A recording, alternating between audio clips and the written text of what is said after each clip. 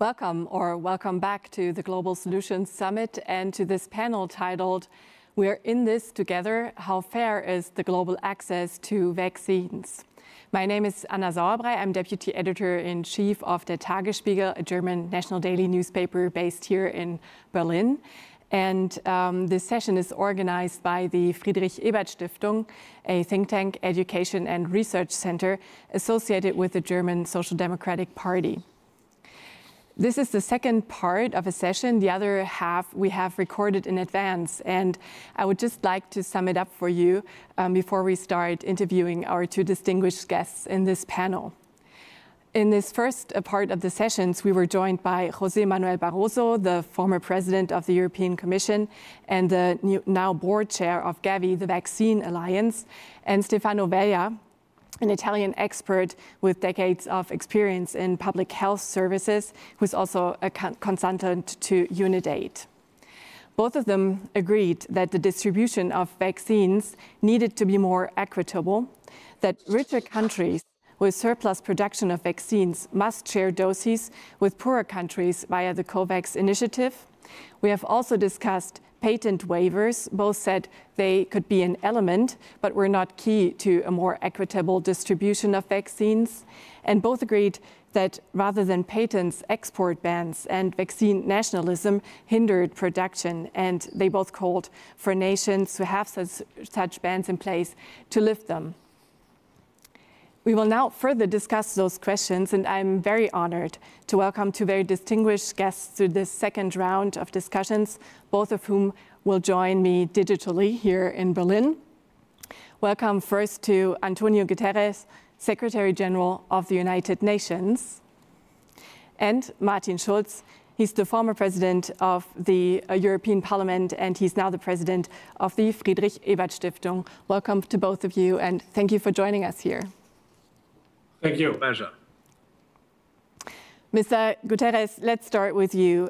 Just this week, Dr. Tedros Ghebreyesus, the World Health Organization's Director General, has addressed world leaders at the yearly World Health Organization's conference, saying that the ongoing vaccine crisis was a scandalous inequity. What is the situation like from your point of view, particularly in the Global South? It's exactly that. It's a scandalous inequity.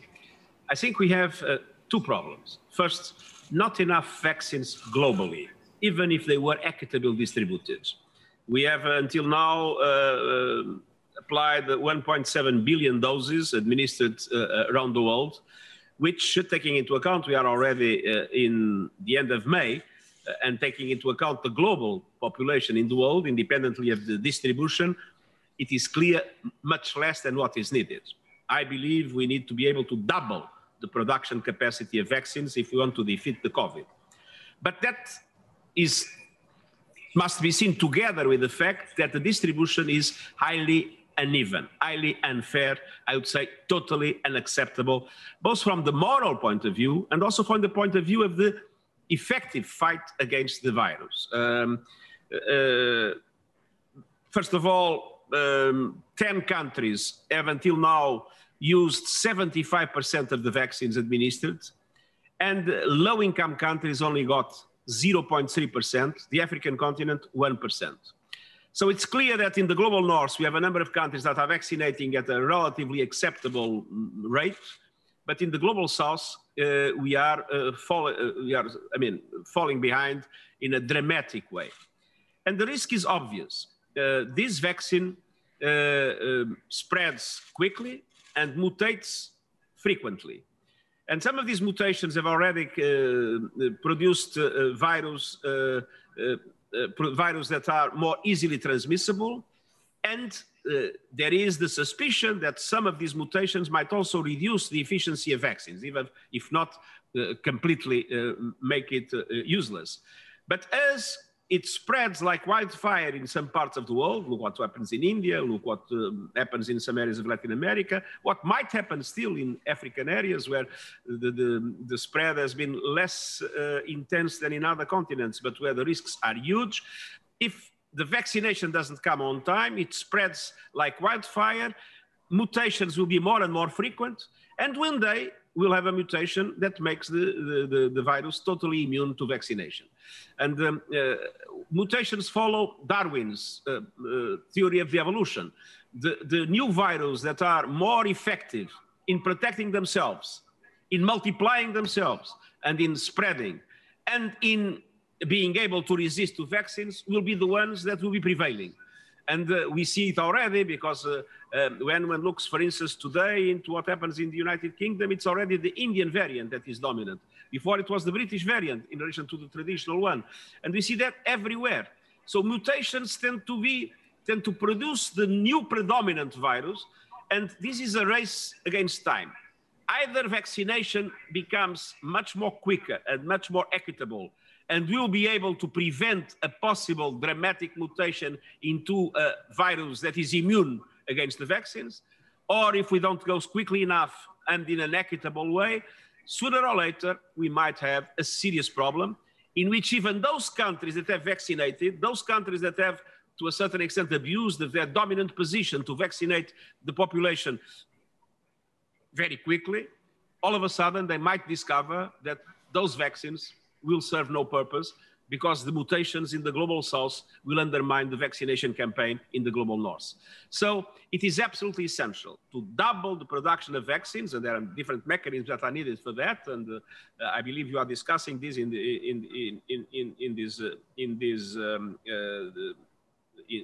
this debate. But we absolutely must have an equitable distribution, and we are far from having it. We have seen vaccine nationalism, hoarding of vaccines, many countries buying 3 or 4 times the volume of their population.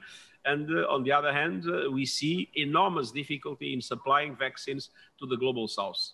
And this is a tragedy that we need to avoid at all costs. Mm. Herr Schulz, I'd like to go back to that speech by Tedros Ghebreyesus one more time. And he also quite bluntly blamed richer countries for the situation that Antonio Guterres has also described. Is that right? Has the North failed the South? Yeah, I think there's, from a principal point of view, nothing to add to what the Secretary General just rightly said. It is absolutely counterproductive to be egoistic and selfish in such a moment. It sounds always very nice to voters if national governments sell the successes of their national strategy as the best protection, but not adding to it if all the strategies in the north part of the northern part of the world are unsuccessful, if in the other part, in the southern part of the world, mutations and escape viruses could be spread in a very dramatic and dangerous way, undermining, as the Secretary General just rightly said, undermining the strategy in the other part. It is useless to neglect. Under the pandemic situation needs a worldwide, well-coordinated, well-structured, and well-managed counter-strategy. And this is missing for the time being. Therefore, we must double the production for sure. And we must support those countries who have, for the time being, not sufficiently access to vaccines. Since we spoke here in the recorded session with Mr. Barroso and Stefano Vella, quite a few things have happened. The G20 have convened at that health summit. Vaccine producers have pledged to deliver 1.3 billion doses of vaccines to poor and middle-income countries. Mr. Guterres, do you have the feeling that something is changing? Is that enough? And do you feel there's a new momentum? I think something is changing. I mean, it is so scandalous that people feel that they need to do something. But the problem is that what has been announced is not enough. It's far from being enough. First of all, we have an instrument, a multilateral instrument for vaccine distribution. It's the COVAX. But the COVAX until now only was able to ship 72 million doses. The COVAX has a financial problem that is not solved, so we must fully fund the COVAX. And the COVAX has a supply problem that has not been solved because the COVAX has a limit the access to the market. And the COVAX made a number of acquisitions, namely in relation to the Indian Syrian Institute, the AstraZeneca manufactured in India. And we know how India now is limiting the export of vaccines. And other contracts were led to deliveries that were later than expected. So the COVAX must be fully funded, and the COVAX must be fully supplied. And whatever now appears as excess vaccines or sharing vaccines or any other program, my appeal is for that to be channeled through COVAX instead of a competition, a geostrategic competition with several powerful countries giving vaccines to their friends or trying to compete with each other to see who gains more influence thanks to the vaccine. So it's very important to use this tool, this instrument. But this instrument is aiming at vaccinating only 20% of the population in the developing world. So we need more. We need a global vaccination plan. I'm an engineer. I mean, these things, we need to plan it. And to plan the production and to plan the distribution and to plan the capacity to deliver on the ground. And that is the reason why I have made a proposal to the G20 to create an emergency task force, gathering all the countries that produce vaccines or can produce them because they have the possibility to do so.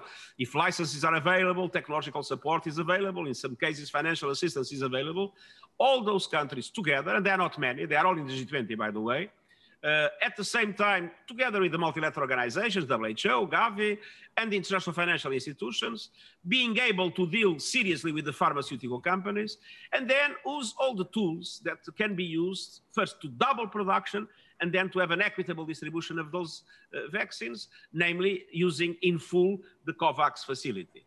And I think it is possible, but that means obviously not only the questions of the waiving of licenses in the TRIPS context, but this is not enough. We need to look at the supply chain. Each vaccine has a large number of components. We need to make sure that those components are available or made available. We need to look into technological support for those that can produce to be able to do so in a safe way. So it's not enough to say licenses are available. There's a lot else that needs to be done. And then to really put together the capacities already existing and the potential capacities, and to say we have X needs, we increase the production to meet those X needs, and we have a coordinated way for a distribution to reach everybody everywhere. And then we support the most vulnerable countries for them to be able to put in place mechanisms of delivering the vaccines to people, avoiding situations that some we already have of some countries that are destroying the vaccines because they didn't find the capacity to deliver them to the people in need. So we need a global vaccination plan. We need a central command in implementing it. As I've been saying in other fora, we are at war with the virus, and in a war, we must have the equivalent of a war economy. And the war economy is to boost our capacity, is to boost our weapons, and our weapons are the vaccines. So we need a kind of a war economy in which all efforts are put together in a coordinated way to boost our capacity to defeat the virus. Mm-hmm. Herr Schütze, it's quite clear that the COVAX initiative needs more donations in vaccines and also more funds. But isn't it also a failure of the World Health Organization that we see currently, that the COVAX initiative probably won't be able to fulfill its goals this year? I don't think there is a failure of the World Health Organization because, I mean, it's not the World Health Organization that the failure is in relation to the capacity to come together to produce more. It is the hoarding of vaccines by a limited number of countries that doesn't allow for vaccines to be available, combined with the effort, with the fact now that we have export restrictions that make it even more difficult for the COVAX to the targets that they have fixed. So I don't see here responsibility of the World Health Organization. I see that what we have is a combination of behaviors of different actors that is not based on solidarity, is not based on a common effort, is based on each one by itself, and that of course leads to the chaotic situation we have now. Herr Schulz, this was a question.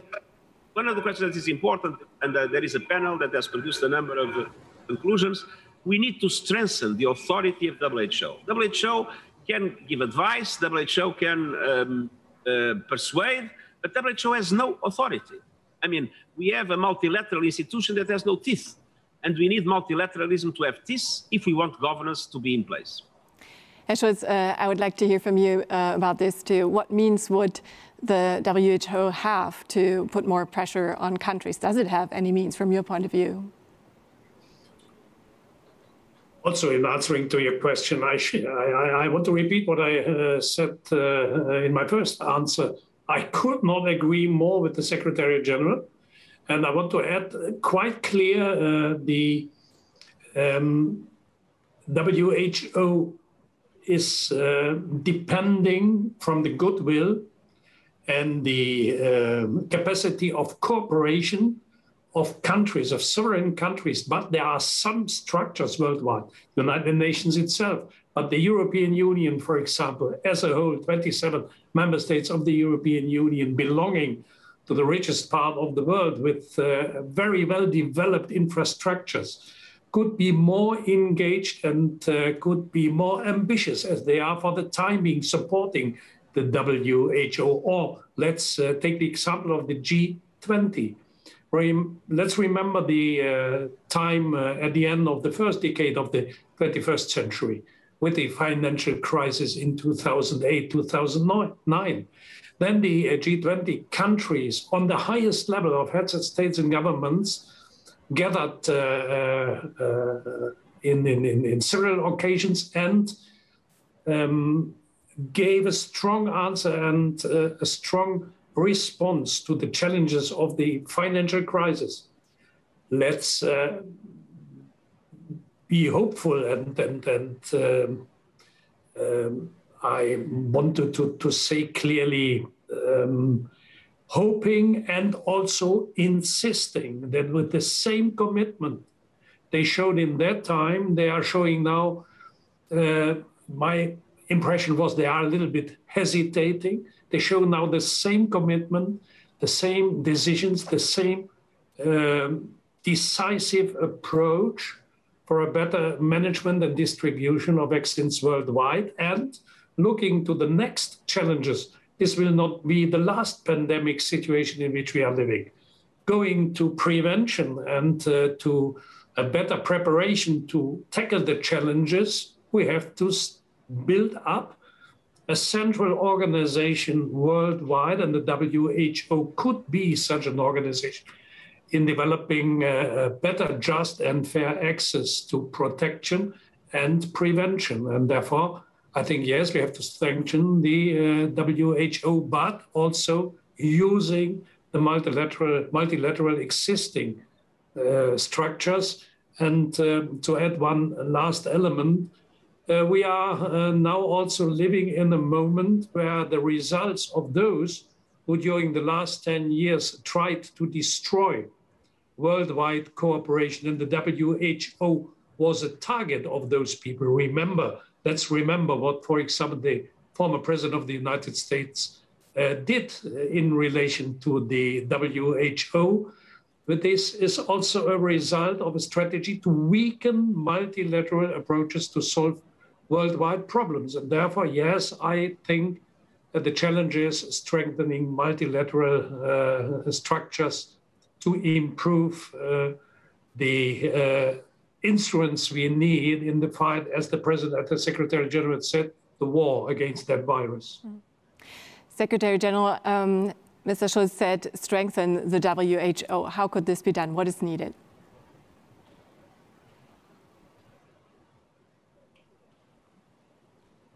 There are several indications in relation to that. One is the possibility of a new treaty on pandemics, strengthening exactly the multilateral dimension.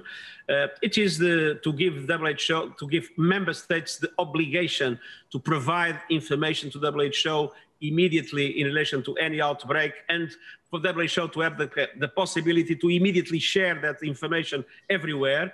And then a number of other mechanisms related to, I would say, the normative dimension of WHO that for the moment are simply indicative and that should be mandatory.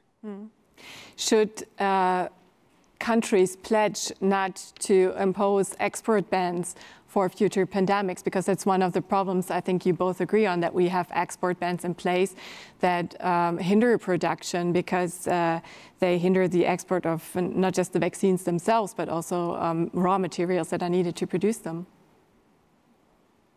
I think it's a combination of things. Export bans, of course, should not exist. Licenses should be made available. At the same time, the supply chain should be looked at, and technological support to those that can produce vaccines, but for the moment they have not even the licenses to do so, but have the capacity installed. And this is the case in India, it's the case in Brazil, it is the case in South Africa and in several other countries.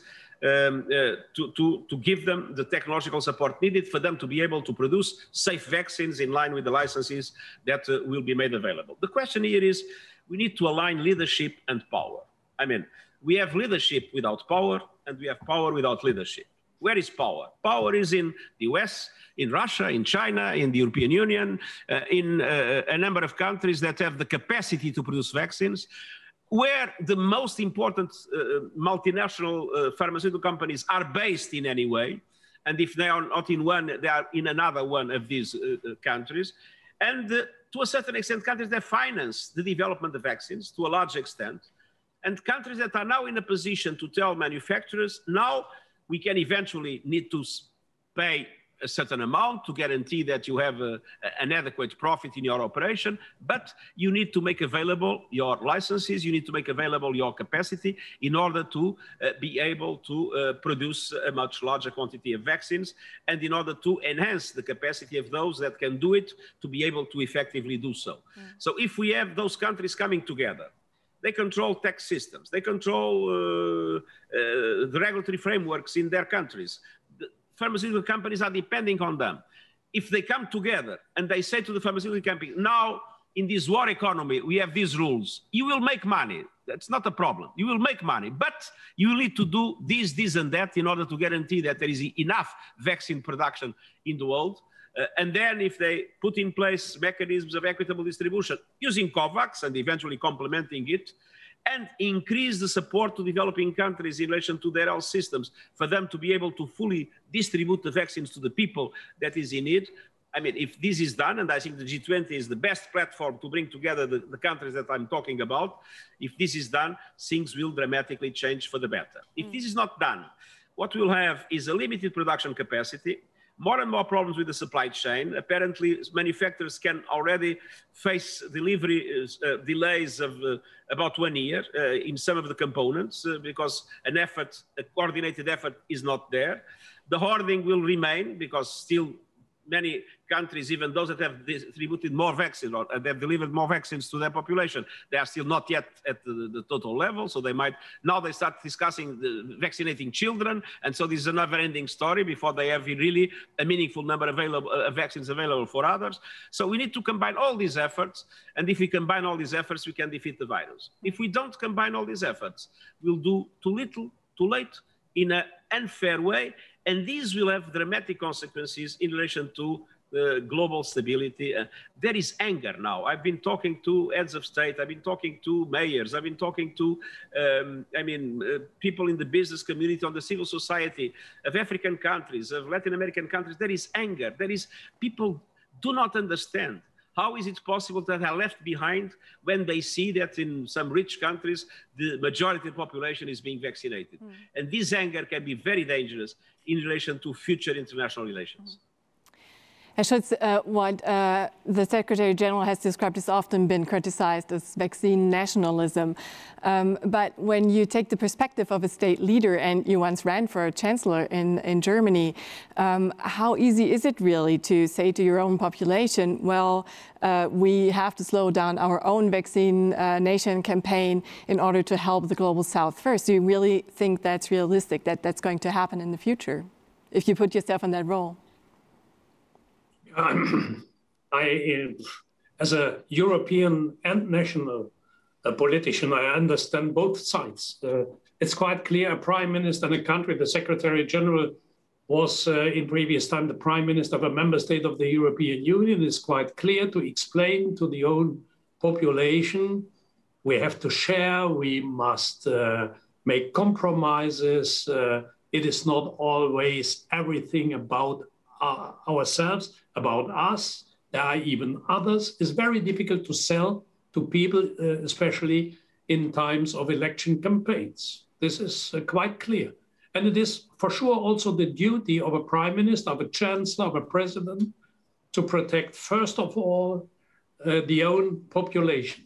But here in the concrete situation, to protect the own population is not only to accelerate and increase the doses, to accelerate the campaign and to increase the doses of available vaccines in the own country, as we just now twice said in our conversation here. If other parts of the world are neglected, are forgotten, are not supported sufficiently with vaccines to have the same access to vaccination and the same success in immunization of the own population, we will lose even in those parts of the world, in those countries where we are fast and where we have a high number of people already with access to the vaccination, and it is the case in Europe and in the United States. It is useless if we have not a just and fair distribution, a worldwide coordinated cooperation. Then we will be confronted with mutation, which are, as we see in the United Kingdom for the time being, extremely dangerous and undermining the own success. So to tell to people the truth is, in my eyes, absolutely necessary for the time being. And the truth is, it is not enough to be successful in a vaccination campaign here alone. We need it worldwide, and therefore we have to share not only doses, also money and scientific strategies. Let's think about licensing and lifting of patents. This is what I expect from a responsible government, to tell to their own people the truth. And this is not we alone, all together. This is the recipe of success. Secretary General, this is the last question. We only have 2 minutes remaining. But looking forward, Chancellor Angela Merkel of Germany has mentioned a pandemic contract, and you too have said countries need to agree on rules for future pandemics. What should these rules be, and what would be the right framework? In which framework should they agree on those rules? As I mentioned, there is a high-level panel that was led by Alan Clark and Johnson Sirleaf. And the panel presented a number of recommendations that I think must be taken very seriously, about the possibility of a new treaty on pandemics, about the possibility of a number of measures to strengthen WHO, but also this is something that needs to be done also in each country. Universal health coverage is a must, and we are still far from it in so many parts of the world. The support to build capacity, namely in the developing world, for prevention and for response to pandemics. There is a lot to be done, and I think we need to look seriously into the lessons of this pandemic and to make sure that when a future pandemic will come, and it will come, and probably more dangerous than this one, we will have a coordinated capacity to detect it, to fight it, and to eliminate it much more quickly than what we are doing now in relation to the COVID-19. Thank you very much to you both, very much. And let's hope that state leaders will do the right thing for the future pandemic that may come and haunt us. Stay tuned for the Global Solutions Summit. My name is Anna Sauerbrei, and have a very nice day. Stay well.